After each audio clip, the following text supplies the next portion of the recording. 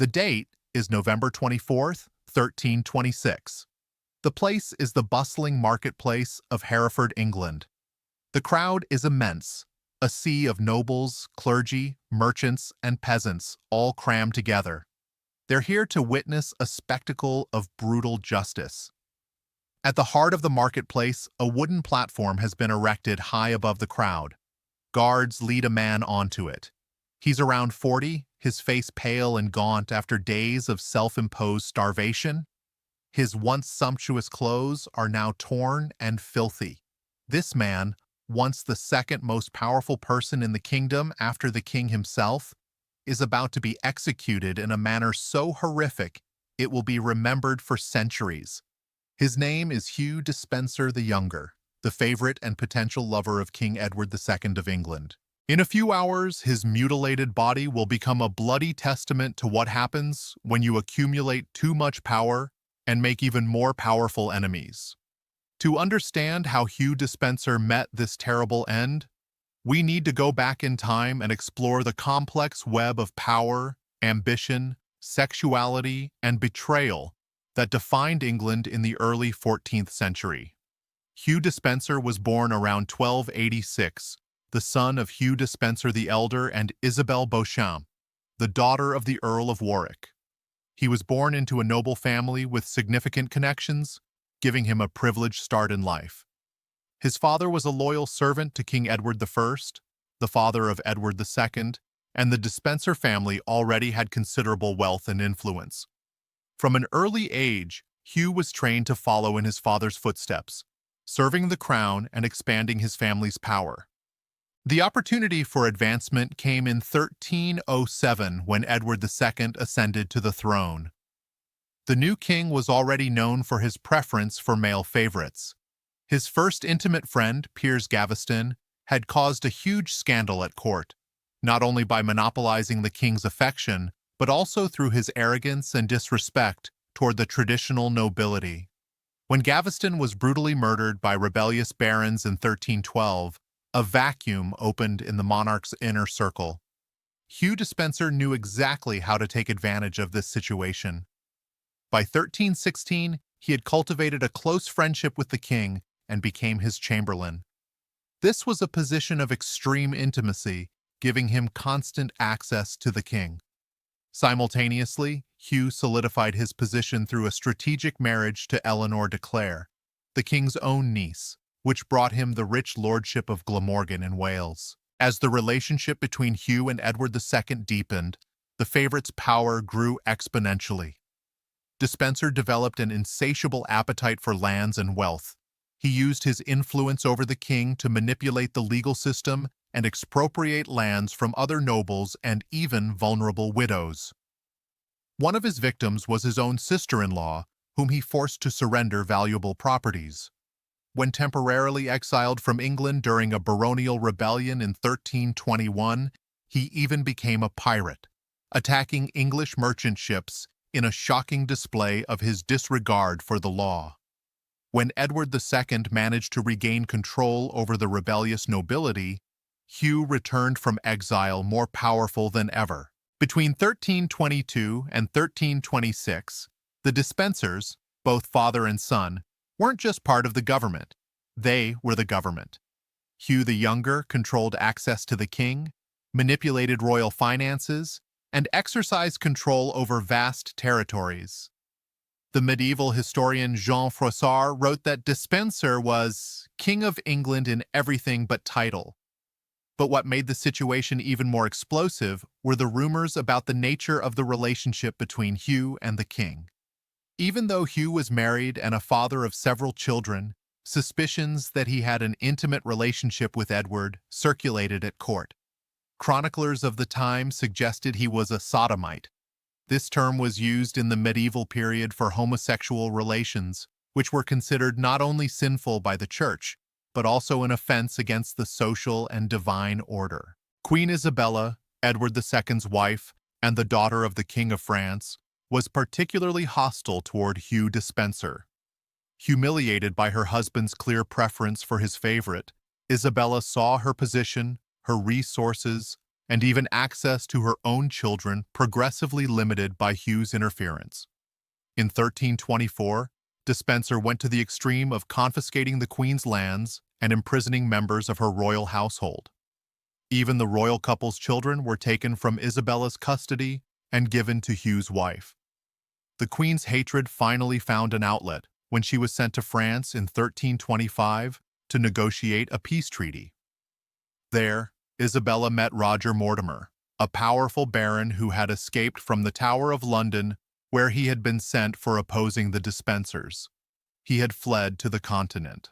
Mortimer became her lover and her ally in a conspiracy to overthrow Edward II and his favorite. In September 1326, Isabella and Mortimer invaded England with a small army of mercenaries. What surprised Edward and the Despensers was the speed with which the English nobility joined the invaders. Years of abuse, extortion, and humiliation had created widespread hatred against the king's favorites. With the collapse of support, Edward II and the Despensers fled to western England, taking a considerable portion of the royal treasury with them. The escape, however, was doomed to fail. Father and son were separated.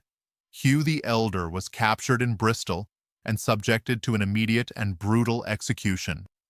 On October 27, 1326, he was hanged while still wearing his armor, then beheaded, quartered, and thrown to the dogs. It was a terrible end for a man who had served the English crown for decades. Meanwhile, Edward II and Hugh the Younger continued their desperate flight through Wales. Abandoned by almost all their followers, they were finally captured near Neath in mid-November. Edward was taken into captivity, where he would eventually be forced to abdicate in favor of his 14-year-old son, the future Edward III. As for Hugh Despenser, an even more terrible fate awaited him. Knowing he had no chance of mercy, Hugh attempted to commit suicide by starving himself. His plan failed. On November 24th, he was brought to trial before a tribunal presided over by his mortal enemies, Roger Mortimer, Queen Isabella, and the Lancastrian barons who had suffered so much from his extortions. The trial was a brutal formality. Hugh was accused of an extensive list of crimes, including treason, theft, corruption, and the manipulation of the king. To avoid the appearance of pure personal vengeance, the tribunal was careful to legalize the process. However, the outcome was inevitable from the very beginning. Hugh was found guilty of all charges and sentenced to one of the most horrific executions ever recorded in English history. On the morning of November 24th, Hugh Despenser was taken to the Hereford marketplace. An immense crowd had gathered, including Mortimer, Isabella, and the victorious barons. What followed was a carefully orchestrated spectacle of public vengeance and humiliation. First, Hugh was tied to a tall ladder so that everyone could see his torment. A crown of nettles was placed on his head, a brutal parody of the royal crown that he had, in practice, shared with Edward. Biblical verses denouncing arrogance and evil were written on his skin. Then, the real torture began. According to the chronicler Jean Froissart, the executioners cut off Hugh's genitals and burned them in a fire right before his eyes. This punishment was specifically chosen to punish his supposed sodomitical practices. While he was still conscious, his abdomen was opened, and his entrails were slowly removed and also burned. Witnesses reported that Hugh emitted a dreadful and inhuman howl that echoed through the square, to the delight and joy of the spectators. Only after this prolonged torture was Hugh finally hanged. But even in death, his humiliation continued. His body was beheaded and quartered into 4 parts, which were sent for display in different cities of the kingdom. His head was placed on a stake at the London Gate, a grim reminder of the fate of those who abused royal power. The specific brutality of Hugh Despenser's execution had multiple purposes. On one hand, it served as revenge for the cruelty and greed he had shown during his time in power. On the other, it was a way to symbolically expiate the pollution that many believed he had brought to the kingdom through his influence over Edward II and his alleged sexual relationship with the monarch. The public castration, in particular, was designed to highlight and punish this sexual transgression. Just 4 years later, in December 1330, Hugh's widow, Eleanor de Clare, received permission to collect and bury his remains on the family property in Gloucestershire. However, of him, only his head, a femur bone, and a few fragments were ever recovered. It was an undignified end for someone who had once been the second most powerful man in England. Edward II's fate was no less grim.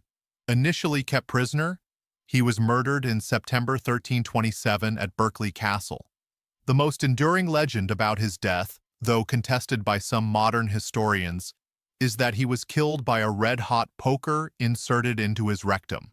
This method would leave no visible marks, but would cruelly allude to his supposed sexual practices.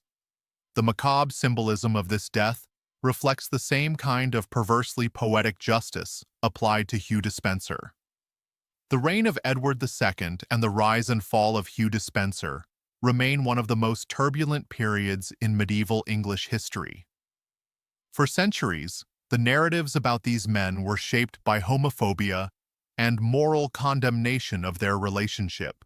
Edward was portrayed as a weak king, dominated by his personal passions, while Hugh was demonized as an unscrupulous manipulator who exploited the monarch's vulnerability. Modern historians offer a more nuanced view. On one hand, they recognize that Hugh Despenser was indeed a greedy and ruthless politician whose rapacity alienated virtually all the English nobility. On the other, they question some of the more sensationalist accounts of his relationship with Edward II, acknowledging that accusations of sodomy were frequently used as a political weapon to delegitimize enemies. Whatever the true nature of their relationship, the fate of Hugh Despenser illustrates the dangerous intersections between power, sexuality, and politics in medieval England. His tortured and dismembered body served as a graphic warning of what happened when someone challenged social norms and accumulated powerful enemies. The story of Hugh Despenser also offers us reflections on how justice could be brutally theatricalized in medieval society. His execution was not just a legal act, but a carefully crafted public spectacle designed to communicate political and moral messages. The punishment of Despenser's body, especially his public castration, was laden with meanings about sexual transgression, political corruption, and restored social order. The fall of Hugh Despenser was as spectacular as his rise. In just a few years, he went from a relatively obscure knight to the most powerful man in the kingdom, only to end up as a quartered body displayed at the four corners of England. His story remains one of the most dramatic examples of the fluctuations of political fortune in medieval history. In a final irony, the regime that replaced Edward II and the Despensers would not last long.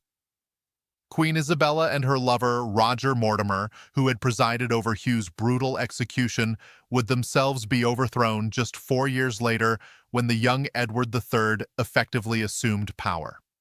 Mortimer would face the same fate as Hugh, hanged as a traitor, though he was spared the additional tortures. The wheel of medieval political fortune had turned once more. Almost 700 years later, the story of Hugh Despenser continues to fascinate and disturb. In a recent survey, he was voted the greatest British villain of the 14th century, even receiving votes as one of the worst Britons of all time.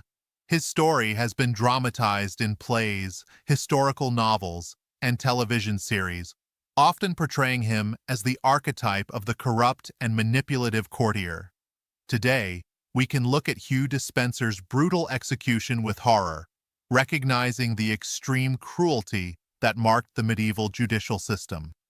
At the same time, his story reminds us that the dynamics of power, political favoritism, and the exploitation of privileged positions are not phenomena exclusive to the distant past.